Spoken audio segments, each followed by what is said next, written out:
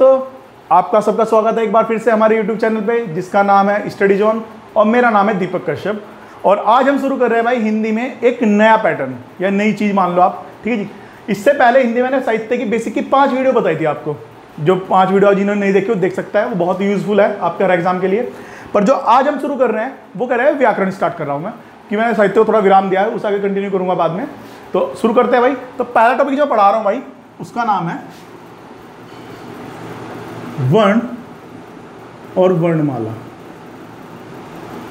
वर्ण और वर्णमाला, यहाँ तो कोई दिक्कत नहीं है किसी को। चलो शुरू करते हैं फिर भाई। तो भाई सबसे पहले जान लेते हैं वर्ण ही क्या होता है। वर्ण होता क्या है? देखो ये वर्ण कुछ नहीं होता, वर्ण की सिंपल सी डेफिनेशन है और सवाल में आपके एग्जाम में पूछ भी रखी है। वर्ण क्या होता है? भाषा की सबसे छोटी इकाई जिसके टुकड़े हम नहीं कर सकते। क्या बोला भाई मैंने? तो वर्ण की डेफिनेशन क्या होगी? यानी भाषा की सबसे छोटी इकाई, सबसे छोटी इकाई जिसे क्या नहीं कर सकते हम? टुकड़े नहीं कर सकते। जितने भी लोग उत्तराखंड का एग्जाम दे रहे हैं KTSS वाले, उन्हें थोड़ा ध्यान से रखेंगे भाई, क्योंकि ये सवाल पूछ रखा है। उन्होंने पूछा था कि भाषा की सबसे छोटी इकाई को क्या बोलते हैं, तो वर्ण बोलते हैं जी। कोई दिक्कत यहां तक? देखो जी एग्जाम्पल क्या है इसके, एग्जाम्पल की बात कर ले तो एग्जाम्पल भाई क्या टुकड़े कर लो भाई इसके? आप कुछ भी नहीं करते, इसे तोड़ ही नहीं सकते हम। ये तो हो गया। ऐसे एक एग्जाम्पल और लिख लेते हैं, छोटा ई, जिसे आप छोटा ई बोलते हैं, ठीक है। ये हो गए भाई आपके, ऐसे तो छोटा ओ भी हो जाएगा, रीदी भी हो जाएगा, पर अभी एग्जाम्पल के तौर पे ही है। अब आपके दिमाग में एक सवाल नहीं खटका भाई कि भाई जिनके टुकड़े हो रहे हैं उन्हें तो हम वर्ण बोल रहे, जिनके टुकड़े नहीं हो सकते, नहीं हो सकते, उन्हें क्या बोल रहे भाई हम? उन्हें बोल रहे भाई हम वर्ण। और जिनके टुकड़े हो जाएंगे उन्हें क्या बोल लेंगे भाई? ये भी तो पता होना चाहिए। तो याद रखना, जिनके टुकड़े हम कर सकते हैं या जिन्हें हम तोड़ सकते हैं,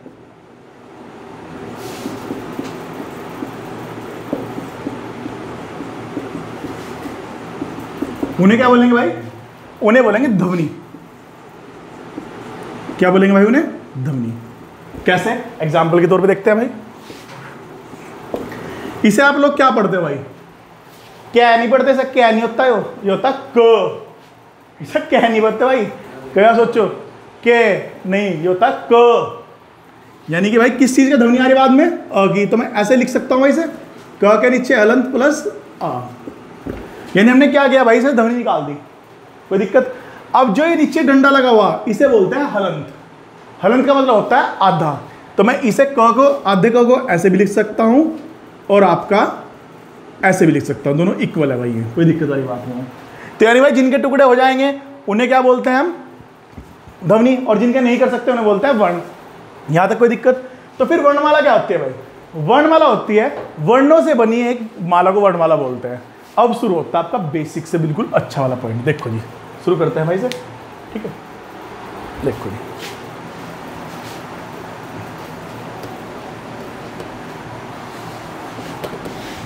देखो जी, वर्णमाला। जो वर्णमाला है भाई आपकी, वो 2 हिस्सों में बटी हुई है। वर्णमाला में वर्ण कितने होते हैं? 52 होते हैं। ये तो आपको पता नहीं है, कोई बताऊंगा अभी इसमें। जो वर्णमाला है वो 2 हिस्सों में बटी हुई है। नंबर 1 स्वर और नंबर 2 व्यंजन। अब ये सबको पता है भाई स्वर्ण और व्यंजन है, पर जो मैं आपको बताने वाला आज, शायद अब तक मुझे तो लगा नहीं किसी ने बताया होगा, पर आज के बाद बहुत सारे लोग बताने भी लगेंगे। देखो जी, स्वर का एक यूपी का पेपर हुआ था भाई, स्वर में एक यूपी का एक पेपर हुआ था, उसमें क्वेश्चन आया था स्वर से कि स्वर का अन्य नाम क्या होता है। तो स्वर का अन्य नाम क्या होता है भाई? स्वर का अन्य नाम होता है, एक तो होता है अच, क्या बोलते हैं? अ और च। और दूसरा सबसे इंपॉर्टेंट नाम भाई, सबसे इंपॉर्टेंट, ये शायद आपने कभी पढ़ा भी नहीं होगा, मैं जहां तक मुझे उम्मीद है, जिसने पढ़ रखा है बहुत अच्छी बात है। दूसरा होता है ज्योतिष। क्या भाई? ज्योतिष। दूसरा नाम क्या होता है? ज्योतिष। यानी स्वर का 2 अन्य नाम होते हैं भाई, एक होता है अच, एक होता है ज्योतिष। इसी प्रकार भाई व्यंजन का भी एक अलग नाम होता है। व्यंजन का एक नाम क्या होता है? इसे बोलते हैं हल भी बोलते हैं भाई हम। क्या बोलते हैं? हल। यहां तक कोई दिक्कत? यानी भाई स्वर का अन्य नाम क्या है? अच और ज्योतिष। पेपर में पूछ रखा है भाई ये वाला, ज्योतिष, ठीक है। अच और ज्योतिष। और व्यंजन क्या बोलते हैं? हल। अब यहां से क्वेश्चन आपको मैं इंटरव्यू वाला बता देता हूं। भाई मान लो आप इंटरव्यू देने गए, आपने कहा जी मैं तो, उसने पूछा आपका फेवरेट सब्जेक्ट क्या है, आपने कहा जी हिंदी है। अब मान लो से हिंदी में पूछ लिया कि भाई स्वर क्या होता है, तो क्या बताओगे? स्वर क्या होता है आप क्या बताओगे? कोई है भाई आइडिया? देखो जी, आज के बाद आपसे कोई स्वर पूछेगा तो आप उसकी डेफिनेशन बता सकते हो। स्वर क्या होता है? जिन वर्णों का उच्चारण, जिन वर्णों का उच्चारण बिना किसी अवरोध या रुकावट के किया जाता है। क्या बोला भाई मैंने? जिन वर्णों का उच्चारण बिना किसी विरोध या अवरोध या रुकावट के बिना किया जा सकता है। ठीक है जी। या दूसरी डेफिनेशन क्या है भाई इसकी? दूसरी डेफिनेशन ये है कि जो वर्ण दूसरे वर्ण पर डिपेंड नहीं करते, यानी इंडिपेंडेंट होते हैं, यानी जो वर्ण बिना दूसरे वर्ण की सहायता से बोले जा सकते हैं। तो भाई देखो, तो स्वर क्या हो जाएगा भाई? स्वर हो जाएगा आपका जिन वर्णों का उच्चारण, यानी सीधा लिख लो, बिना अवरोध के, अवरोध और रुकावट भी बोल सकते हैं भाई, जिन वर्णों का उच्चारण बिना अवरोध या रुकावट के किया जा सकता है उन्हें क्या बोलते हैं भाई? स्वर बोलते हैं। दूसरी डेफिनेशन क्या होती है कि जो वर्ण बिना किसी अन्य वर्ण की सहायता से बोले जाते हैं, यानी क्या करते हैं? दूसरे वर्ण पर डिपेंड नहीं होते, अपने आप में ही होते हैं जी। तो भाई सेम, अब इसकी बात होगी तो व्यंजन की बात कर लेते हैं। तो व्यंजन की डेफिनेशन आपसे पूछे, व्यंजन की डेफिनेशन क्या हो जाएगी? तो व्यंजन की डेफिनेशन क्या होगी भाई? कि जो वर्ण दूसरे वर्ण की सहायता से बोले जाते हैं, ये हो जाएगा व्यंजन। यानी क्या होगा? जो दूसरे वर्ण की सहायता से या दूसरे वर्णों की सहायता से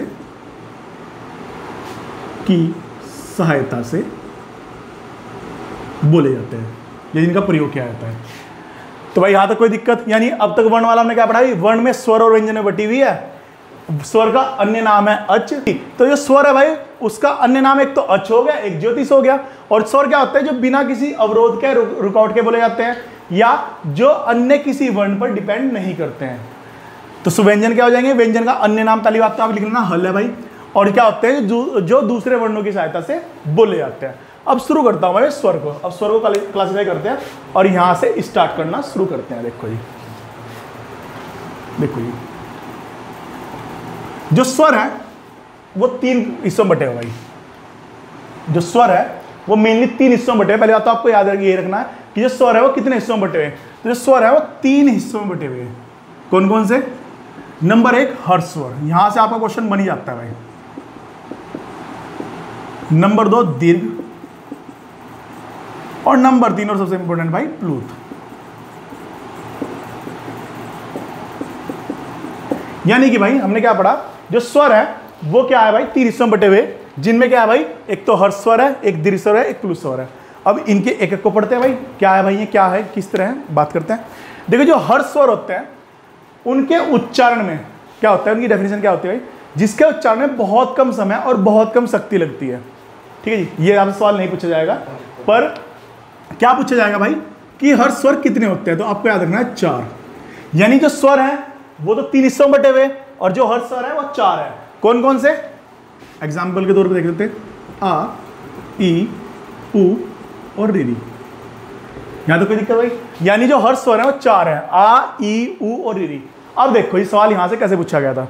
वो आपसे पूछेगा कि निम्न में से कौन सा हर स्वर है या नहीं है, इस तरीके पूछेगा। तो पहले मैं एग्जाम्पल लिख देता हूं।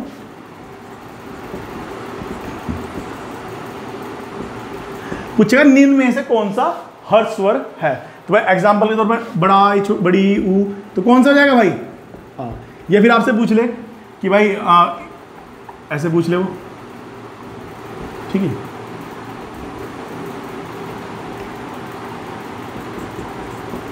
कि निम्न में से कौन सा हर स्वर नहीं है।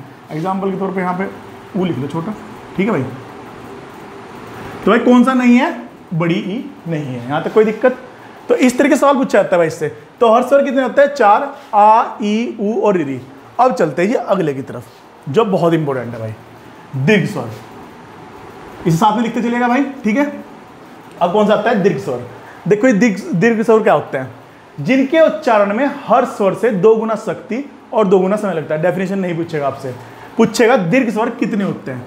तो याद रखना 7 होते हैं भाई। कितने होते हैं? 7। 4 तो हर्ष थे और ये कितने हो गए? 7। देखो जी कौन से।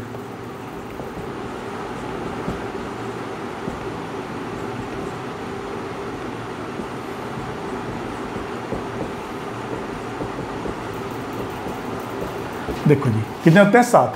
आ ई बड़ा बड़ा आ बड़ी ई बड़ी यू ए आई ओ औ 7 होते हैं जी। अब देखो जी जो 7 होते हैं ना ये मिलके बने होते हैं, इसलिए क्या बोलते हैं संयुक्त और मिश्रित स्वर भी बोलते हैं। तो कैसे मिले हुए हैं देखो जी, संयुक्त एवं मिश्रित। देखो जी जब समान मिलेंगे आपस में यानी क्या होगा भाई, आ और आ मिलेंगे तो क्या बनाएंगे, बड़ा आ बना देंगे। छोटी ई और छोटा ई मिलेंगे तो क्या बनाएंगे, बड़ी ई बना देंगे। छोटा ऊ और छोटा ऊ मिलेंगे तो क्या बना देंगे, बड़ा ऊ बना देंगे। यहां तक तो कोई दिक्कत नहीं है, पर जो ये लास्ट के 4 हैं ये तो दिक्कत करेंगे भाई। देखो जी ये कैसे मिलेंगे,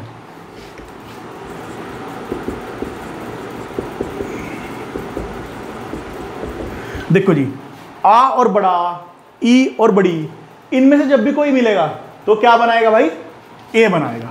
कैसे बनाएगा जरा ध्यान से देखो, ये 4 तरीके से मिल सकते हैं, या तो ऐसे मिल सकता है, या ऐसे मिल सकता है, या ऐसे मिल सकता है, या फिर ऐसे मिल सकता है। बनाएंगे सभी 4 के 4 क्या आ।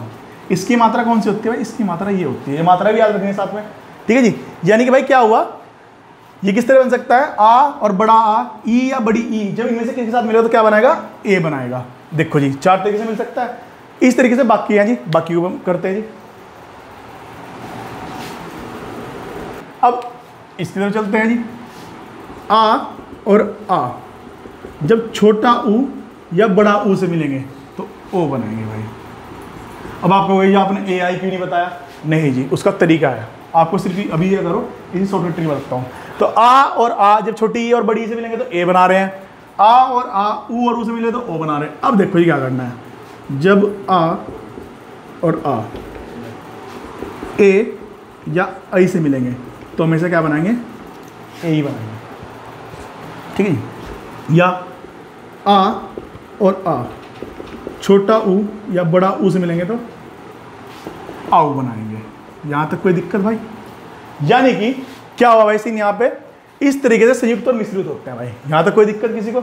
अब चलते हैं लास्ट क्लूथ की तरफ। देखो जी इसकी सिंपल सी डेफिनेशन है, जिनके उच्चारण में हर स्वर से 3 गुना शक्ति और 3 गुना समय लगेगा।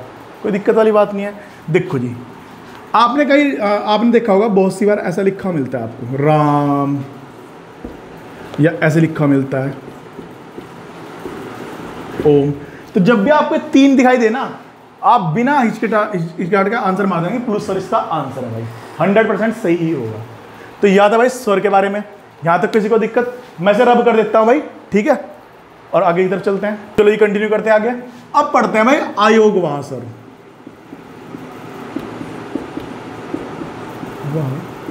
स्वर देखो यहां से पूछेगा आयोगवाह स्वर कितने होते हैं, तो आपको याद रखना है केवल और केवल 2 होते हैं भाई।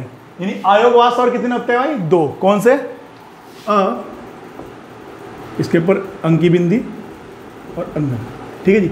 यहां तक कोई दिक्कत, यही 2 ही होते हैं भाई आपके, ठीक है जी। इनका प्रयोग वगैरह बाद में बताऊंगा, अभी बेसिक याद रखना है। तो अगर आपसे पूछ ले कि भाई वर्णमाला में स्वरों की संख्या, तो स्वर कितने हो जाएंगे। देखो जी 4 तो वो थे बेसिक हर स्वर वाले, 7 कौन से दीर्घ वाले। आपको 11 आंसर लगाना है भाई, कितना 11। अगर पूछे कुल स्वर कितने हैं, तो कुल स्वर में 2 ही और जोड़ दो तो कितने हो जाएंगे 13। तो आपको आंसर 11 लगाना है भाई। अगर आपसे पूछे तो कितने होते हैं भाई ये। चलो इसे रब करके अब चलते हैं आगे कंटिन्यू, ठीक है जी। व्यंजन, तो इससे पहले क्या पढ़ा हमने, स्वर पढ़ा था। अब बात करते हैं व्यंजन की भाई। तो व्यंजन में क्या होता है भाई, व्यंजन की मैं डेफिनेशन आपको पहले ही बता चुका हूं भाई। यानी जो किसी पे डिपेंड होकर बनते हैं, यानी किसी की सहायता से बोले जाते हैं, वो व्यंजन होते हैं। तो व्यंजनों को हमने भाई वर्गों में बांट रखा। कौन से वर्ग, क वर्ग, च वर्ग, ट वर्ग और त वर्ग और प वर्ग, यानी कचट तप। शॉर्टकट ट्रिक याद करने की, कचट तप।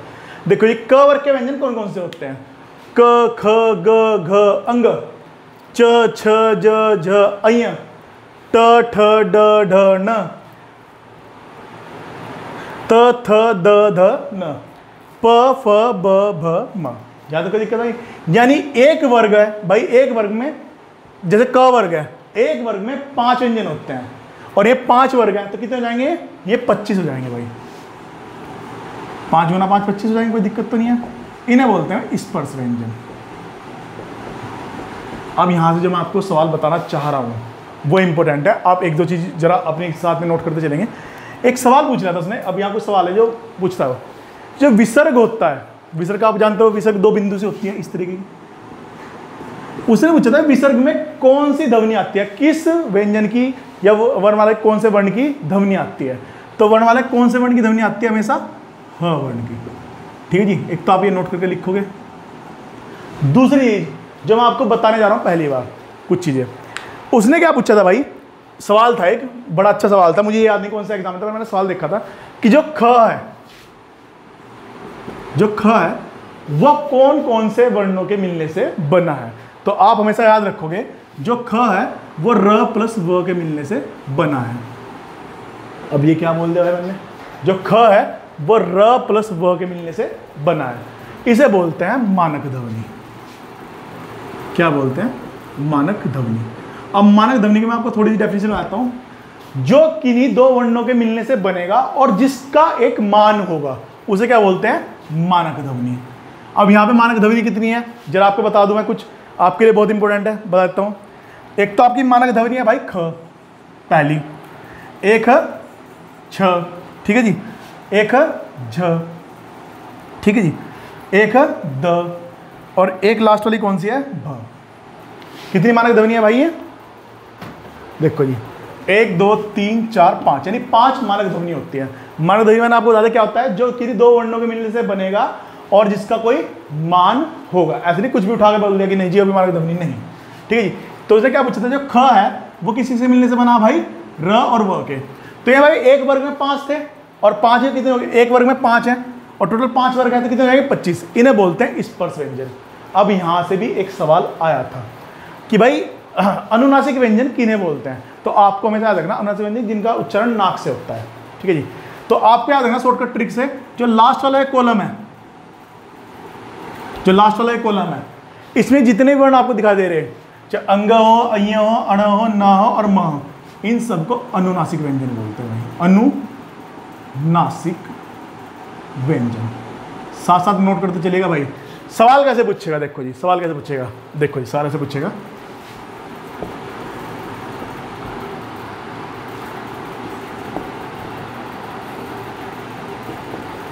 पूछेगा निम्न में से कौन सा अनुनासिक व्यंजन है।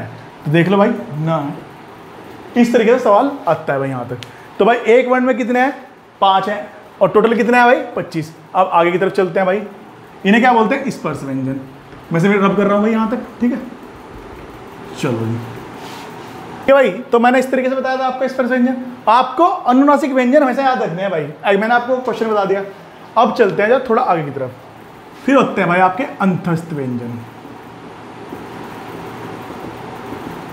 व्यंजन ये कितने होते हैं, इनकी संख्या 4 होती है भाई। कौन कौन से, य, र, ल और व।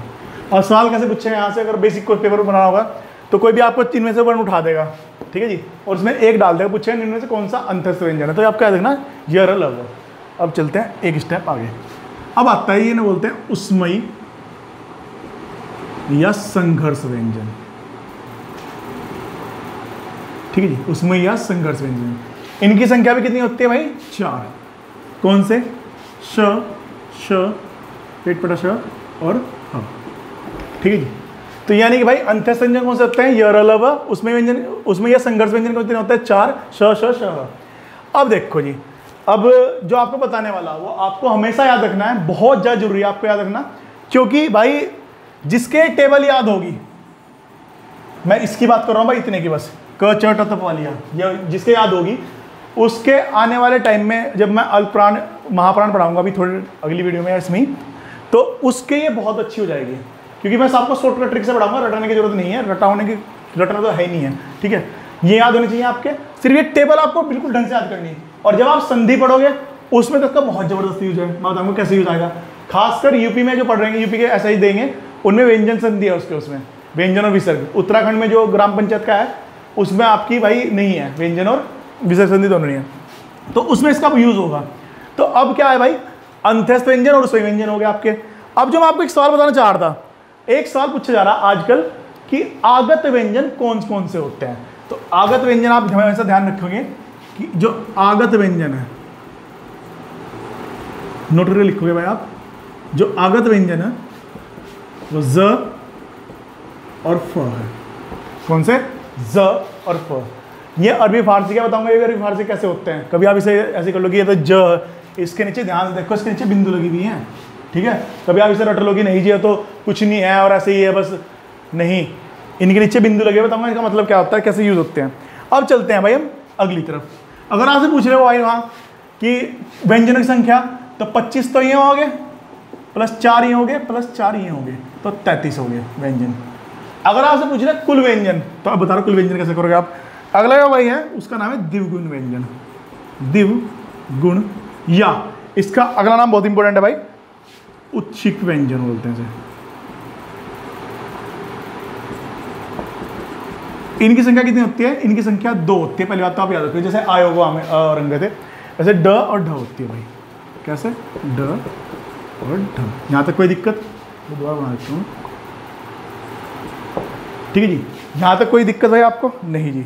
तो अगर आपसे पूछ ले कि भाई कुल व्यंजनों की संख्या, देखो पूछे व्यंजनों की संख्या तो 33, और पूछ ले कुल व्यंजन, तो कुल व्यंजन में इधर भी लिखता हूँ, कुल व्यंजन, कुल व्यंजन जो है, कुल व्यंजन आपके 33 और प्लस 2 ये हो जाएंगे, तो कितने हो गए भाई? 35 हो गए। यहाँ तक किसी को कोई दिक्कत? ठीक है जी। तो यानी कि भाई क, ये क वर्ग हो गया, च वर्ग हो गया, ट वर्ग हो गया, त वर्ग हो गया, प वर्ग हो गया। एक वर्ग में 5 हैं व्यंजन, और 5 कितने हो जाएंगे? 25, यानी स्पर्श व्यंजन तो ये हो गए। अनुनासिक व्यंजन कौन सा है? जो लास्ट वाला कॉलम है, ठीक है। अंग, अय, अण, न और म। अंतस्थ व्यंजन कितने हो गए? य और लव। उसमें संघर्ष व्यंजन कितने हो गए? स, स, श और ह। और आगत व्यंजन है ऐसे आपको बीच में नोट करने के लिए बता देंगे, इसे आप नोट कर लोगे, आपसे पूछ सकता है। द्विगुण व्यंजन कितने हो गए? द्विगुण व्यंजन आपके 2 होते हैं, ड और ढ। तो व्यंजन की संख्या कितनी होगी? 35। अब भाई इसकी तरफ, लास्ट की तरफ चलते हैं, इस टॉपिक का जो लास्ट पोर्शन है, ठीक है। इसे रब कर देता हूं मैं, ठीक है जी। अब भाई इसके जो स्वर और व्यंजन का लास्ट चल रहा है, इसका लास्ट पोर्शन एक बचता है जो बताता हूँ आपको, इसके बाद अगली वीडियो में देखेंगे जो भी होगा। जैसे हमने स्वर में पढ़ा था, स्वर में पढ़ा था संयुक्त और मिश्रित, सेम व्यंजन में होता है। तो संयुक्त और मिश्रित व्यंजन की बात करते हैं भाई, या मिश्रित व्यंजन। देखो जी, इनकी संख्या कितनी होती है भाई? 4। कौन कौन से? श, त्र, ज और आपका श्रेय। देखो जी, आज आपका एक बार भ्रम दूर करने वाला हूं, जो बहुत से लोग बताते हैं, और ये आगे काम भी आएगा आपके। एक भ्रम दूर करने वाला हूं भाई, मिलके बने हुए हैं। कैसे कैसे? जैसे श है, ये क और पेट पटा स से मिलके बना है भाई। पहली बात तो ये है, बताऊंगा अभी क्या बताना है आपको। फिर त्र, त और र से मिलके बना है।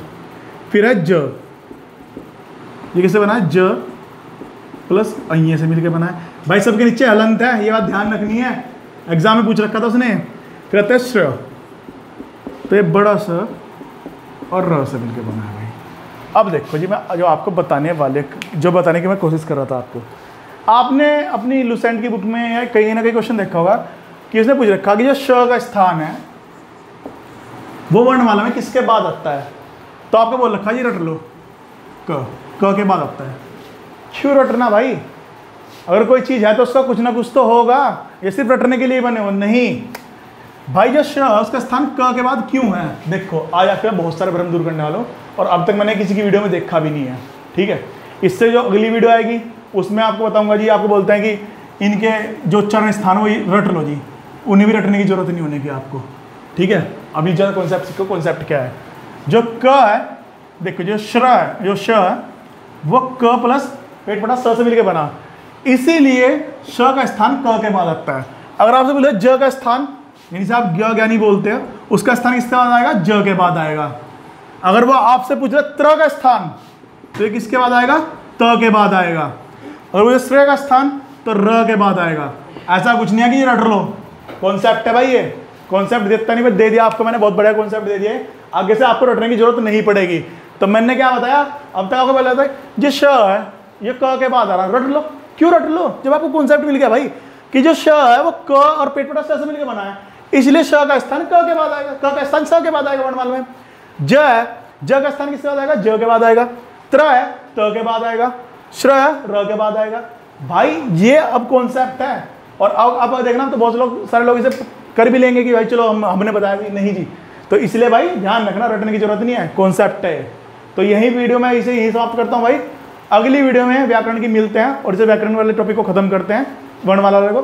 Thank you.